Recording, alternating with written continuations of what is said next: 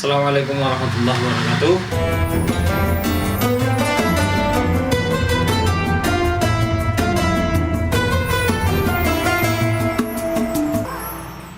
Alhamdulillahirabbil alamin. Alhamdulillahilladzi anzala as-sakinah fi qulubil mu'minin liyazdadu imanan ma'a imanihim. Asyhadu an la ilaha illallah wahdahu la syarika lahu wa asyhadu anna Muhammadan abduhu wa rasuluh la nabiyya wa la rasula ba'dah. Alhamdulillah, kawan-kawan sekalian, kita sampai kepada pekan terakhir Ramadan, ke penghujung Ramadan.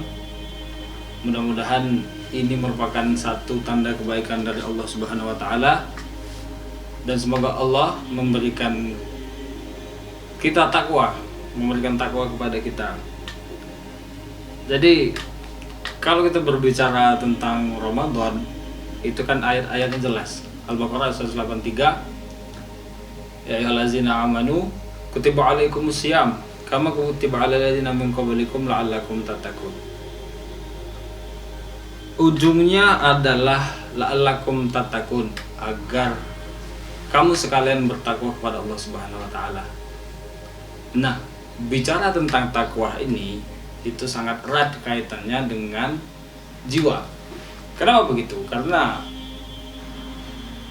menurut A.R. Sultan Mansur, beliau adalah salah seorang pimpinan Muhammadiyah, tapi saya lupa tahunnya, mengatakan begini, bahwa takwa itu merupakan sinar dari jiwa. Dia bukan ilmu, dia bukan perasaan, tapi adalah jiwa yang bersinar. Maka ketika kita berbicara tentang takwa, itu sangat erat kaitannya dengan jiwa. Dan itulah kenapa banyak ulama mengatakan bahwa Ramadan itu merupakan salah satu bulan untuk membersihkan diri, untuk mentazkiyatun nafs, bulan tarbiyah yang di dalamnya terjadi pentarbiyahan jiwa kita. Nah, bicara tentang jiwa, itu kan jiwa manusia itu terdiri dari dua potensi, potensi untuk menjadi baik dan potensi untuk menjadi buruk gitu. Sebenarnya terdapat dalam surat Asy-Syams, wa nafsin wa ma sawwaha fa alhamaha fujuraha wa taqwaha qad aflaha man zakkaha wa qad khaba man dassaha.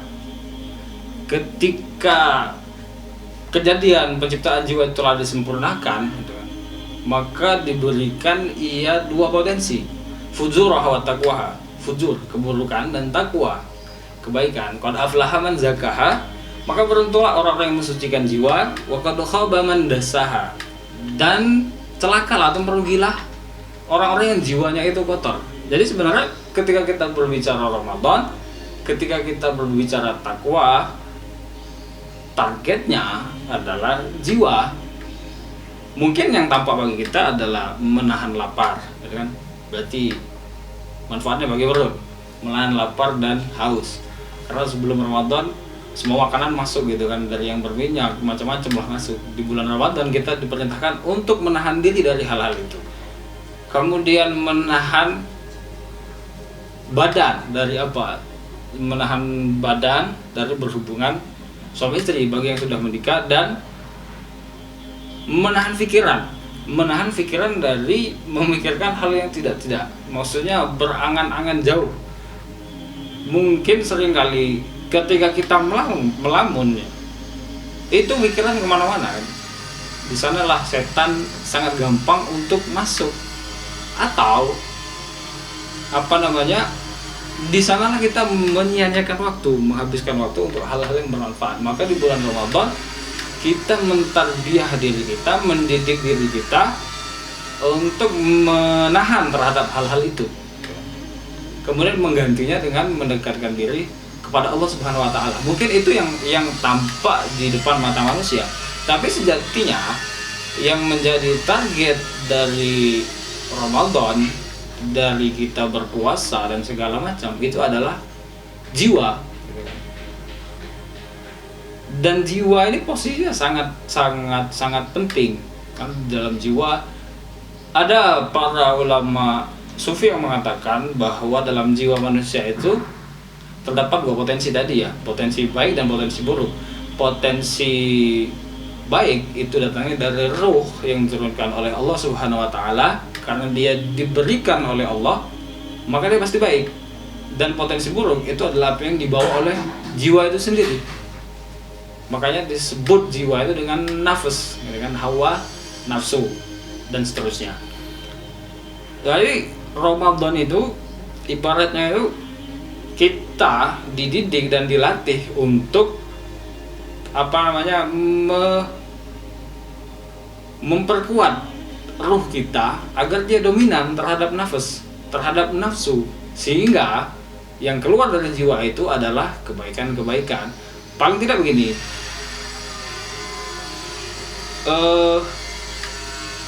jiwa yang telah berhasil melalui didikan Ramadan itu memunculkan keberanian, memunculkan jiwa yang kuat. Keberanian di sini bukan wani gelut ya, tapi keberanian di sini adalah keberanian untuk menyatakan kebenaran, menegakkan kebenaran, dan katakanlah yang benar walaupun itu pahit, sebagaimana yang terjadi pada perang Badar. Ini kisah yang sangat terkenal gitu kan, di mana kafir Quraisy saat itu berjumlah sekitar 1000-an orang mukmin itu berjumlah 300-an. Jadi jumlah yang jarak kalau secara kuantitas itu kira-kira ini muslim ini pasti kalah itu. Tapi nyatanya menang. Dan itu terjadi di bulan Ramadan. Ya karena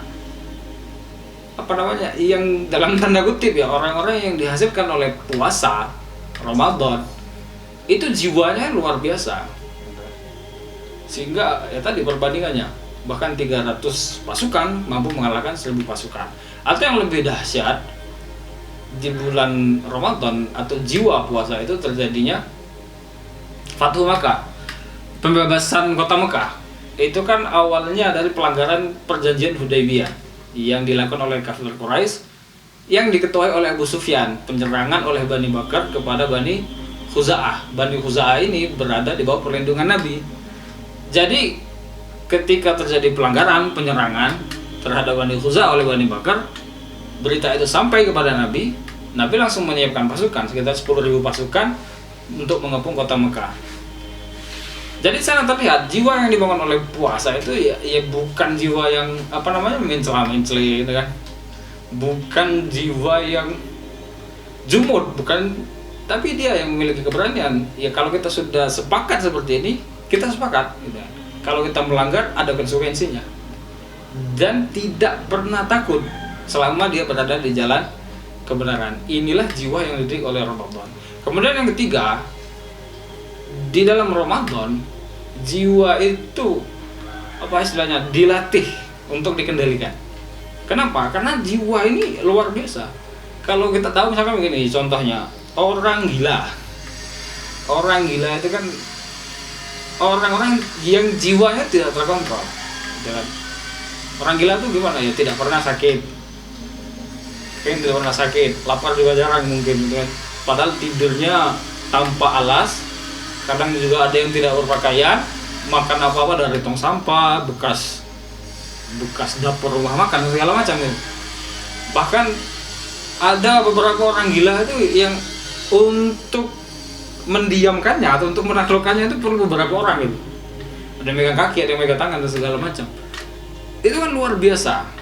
Jiwa itu kalau tidak dikendalikan luar biasa. Maka Ramadan ini mengajarkan kita untuk mengendalikan jiwa.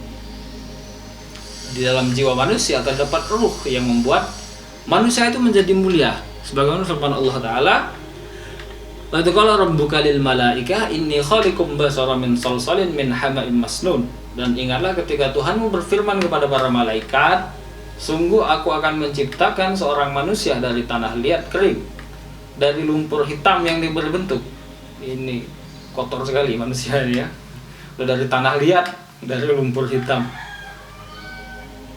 Ayat selanjutnya, fa idza sawaituhu wa nafakhtu fihi min ruhi faq'u lahu sajidin. Maka apabila aku telah menyempurnakan kejadiannya, penciptaan tadi manusia,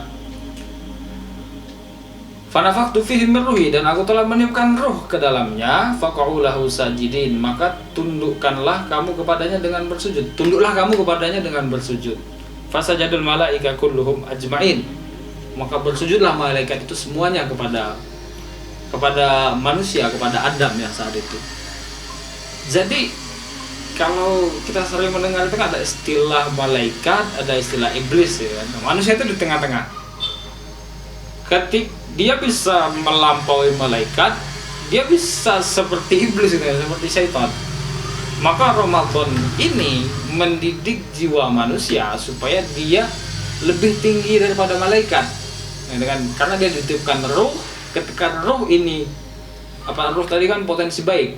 Ketika ruh ini dominan di dalam jiwa manusia, sehingga jiwa ini menjadi jiwa yang suci, itu kan jiwa yang zaki, suci, maka Allah angkat derajatnya melebihi malaikat. Malaikat disuruh sujud kepada manusia. Itulah yang didapatkan seharusnya yang menjadi evaluasi kita selama Ramadan. Ini saya yakin bukan Ramadan pertama bagi kita kebanyakan. Mungkin Ramadan ke-10, ke-20 atau kesekian. Intinya sudah banyak Ramadan yang terlewatkan. Tapi yang selalu menjadi evaluasi dari Ramadan ke Ramadan, ada tidak perubahan yang signifikan.